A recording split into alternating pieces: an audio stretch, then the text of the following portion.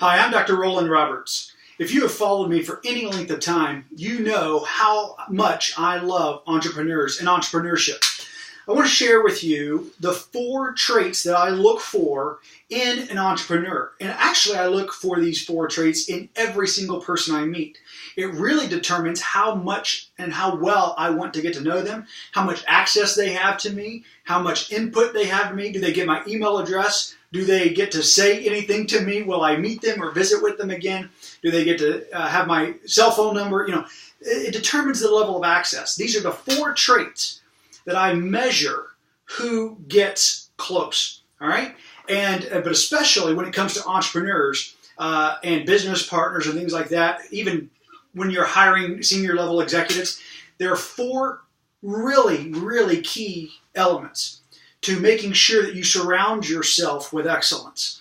And obviously, your success depends on the quality of the people that you surround yourself with because of the level of thinking that they're at, the level of conversations that you'll have day in, day out. And people don't even realize how far they drift without having those kind of conversations that are just natural. Some people listening in call them high-level conversations, but quite frankly, they're just common, everyday. It's a way of life for people who are living with an emphasis on excellence. So here are the 4 traits. And in no particular order, all right? Persistence, number 1. And that's going to go hand in hand with another one. But if people haven't learned how to not quit, if they haven't learned how to stick with something, with an idea or a project, then they're set up for failure in whatever they do, much less their relationships, business or personal. So they have to learn to power through and to break through, and not just to get along, but to really learn how to collaborate and work together with people that think differently or have different views or ideas and opinions. For example, employees that quit one job, work for 2 or 3 years, go to another job, or maybe it's 2 or 3 months, and go to another, and then go to another, and go to another. A lot of times what happens is they take their same problem to the next company, and then to the next company, and the next company, and until they figure out how they need to improve and how they need to grow and change, they're going to continue in that cycle, in that pattern, so until they learn how to be persistent, and really that comes through growth, how to stick with something, how to stick with something when it's uncomfortable. Anybody can stick with something whenever it's wonderful, and everybody does. It's when the going gets tough in business or in relationships. It's when it's not easy. It's when it requires extra communication and extra empathy and extra kindness, more than what is even deserved. It's when you're having to really build relationship that people tend to just kind of draw a line and go next. The problem is, if you do that, there will always be next, next, next, next. And in business and in personal relationships, that's a screwy way to live. It's just going to mess you up. It's going to mess you up financially. It's going to mess you up mentally, emotionally. You're incapable of giving more of yourself at that point. In fact, all you can do is keep giving less and less and less of yourself to the company or to the spouse or your partner. So persistence is important because it teaches you some character lessons in that process. The second thing is loyalty. Loyalty is so huge to me. It's not everything, but it's everything if you don't have it. I am loyal to the people who have been loyal to me. One of the questions that I always wonder about people is, what would it take? What would I have to do for you to stop being loyal to me? So imagine a situation where, and if I can imagine a situation where you would walk away, where your love or your loyalty or your kindness or your devotion or your allegiance, whatever you want to call it, what is the line that you walk away? And obviously that's different based on what our relationship is or how we know each other, and kind of how that relationship is formed. And that's different for every single person based on how close they've gotten to someone. But that's a critical question in my mind. And the people who are closest to me in my life, it's because I've been able to adequately answer that. And if I keep people at an arm's length or a football field's length, it is because, once again, I know the answer to that question. And if I don't know, or if I know that it would be circumstantial, or if I know that I know where that line is, and that's how close they get. The people who are inside of an arm's length to me, are those that I trust implicitly, and it doesn't matter, good, bad, or indifferent, what happens to me, what choices I make or don't make. They don't have to agree. They may not like it. It may not be what they would have chosen. But the bottom line is they love and are loyal to me. And that's the kind of people you want in your life. It's the kind of vendors that I want in our business. It's the kind of people that I want definitely staffing the company. Is people who believe in what we are doing, believing in the mission, believing in me, believing in and loving what we do, and loyal to that. Absolutely loyal to that. And even if they move on and go to a different company, they can still be loyal to me as a person. They can still be loyal to our company. They can still be loyal to the brand. Loyalty is not, real loyalty is not conditional, and there's not a time frame on it.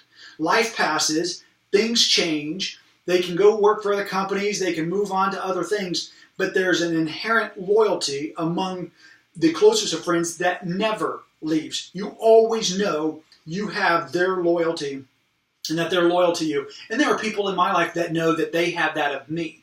And I usually give that not before it's earned, because I trust people. I naturally see the good in people. I usually tend to see people where they are, but I see them where they want to be, and I still believe in that version of the person.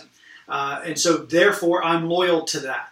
I'm loyal to their desire to become more and their desire to grow and be better.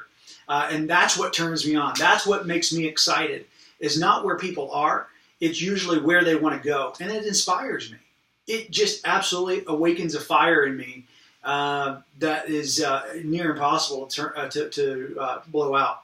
And then the third attribute that I believe is critical for entrepreneurs and anyone to be successful in your life is integrity. Integrity is more than just honesty. It's more than just not telling a lie.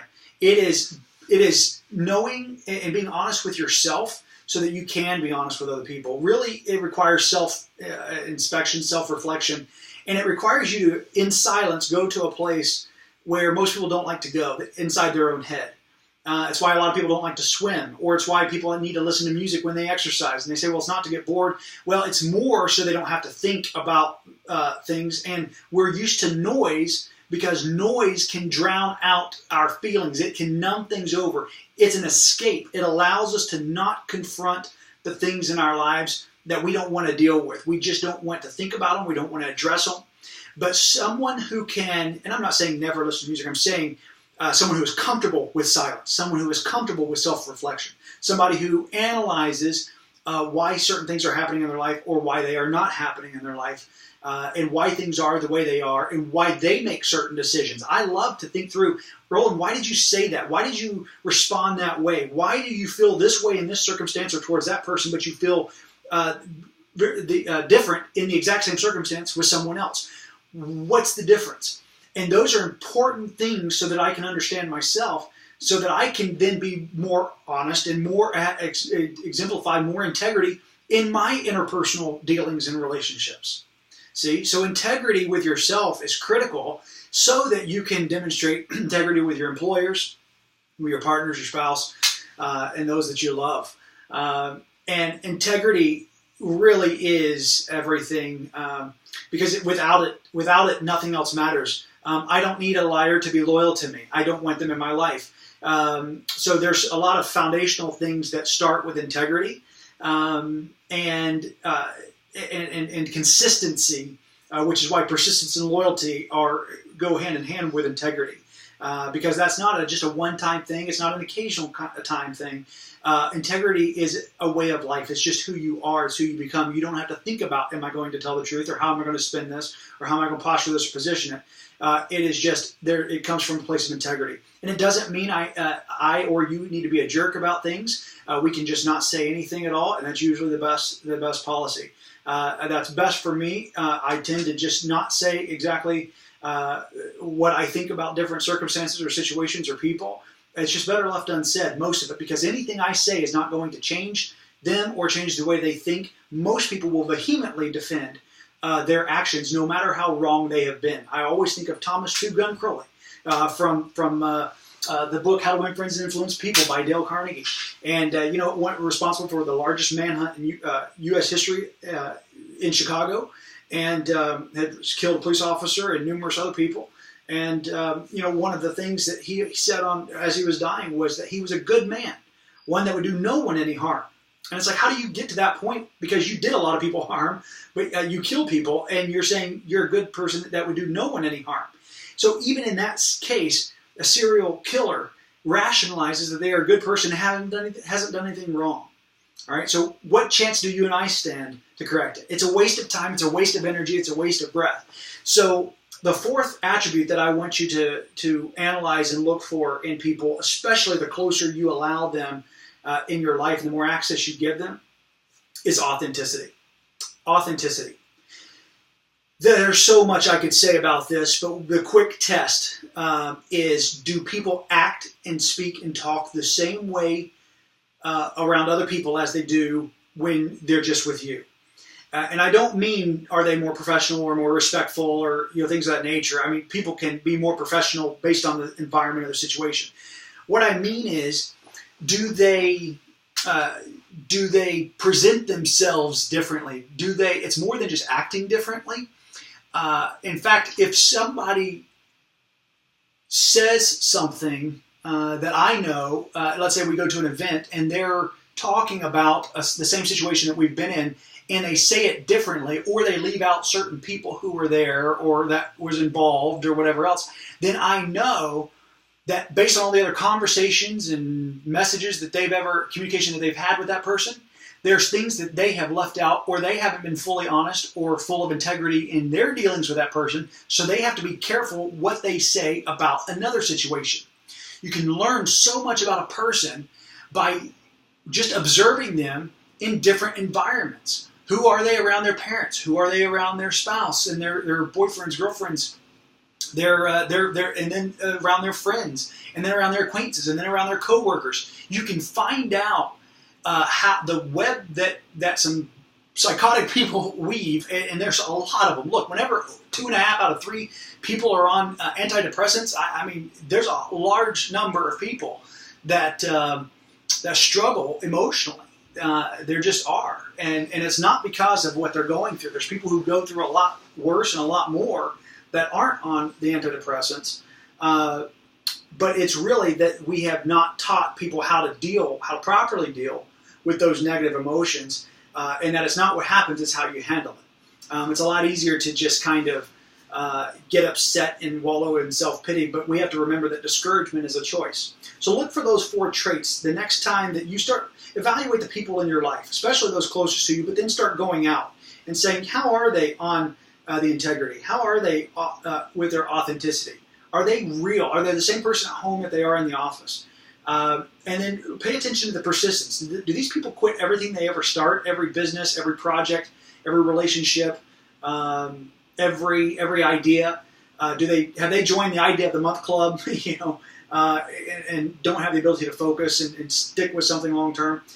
So perseverance, and then loyalty. Ask yourself that question that I use to evaluate where someone stands with me, or where I think I stand with someone, and that is, what would it take? It's not something you physically ask them, but what would it take for you to walk away from our relationship? Whether that's a colleague or a personal relationship, doesn't matter. What would it take for you to walk away? And then determine if that's acceptable to you or not. And if it's or not, then it is going to be incumbent upon you to recognize that and to be careful, because if you accept that, even though you don't like it, you are setting yourself up for pain, loss, grief, and heartache down the road.